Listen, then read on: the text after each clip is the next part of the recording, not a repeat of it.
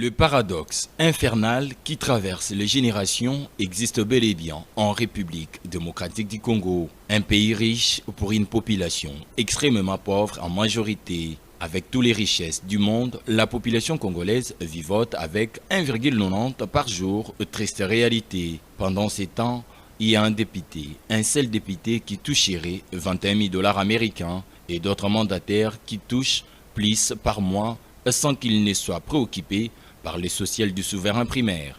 Tentons ces petits calculs pour essayer de comprendre. 21 000 dollars américains fois 500 députés égale 10 500 000 dollars américains. Voici ce que l'État congolais dépenserait par mois pour une seule institution.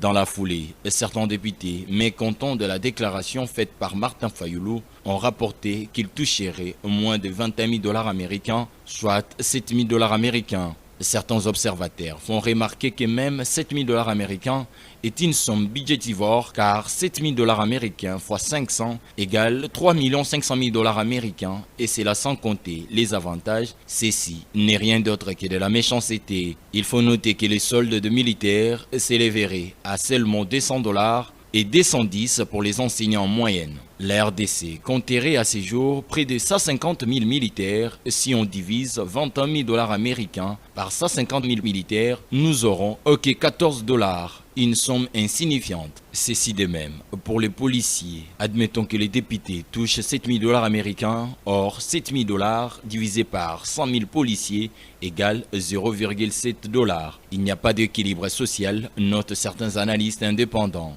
À les en croire, à cet allure, rien ne va s'améliorer dans ces pays.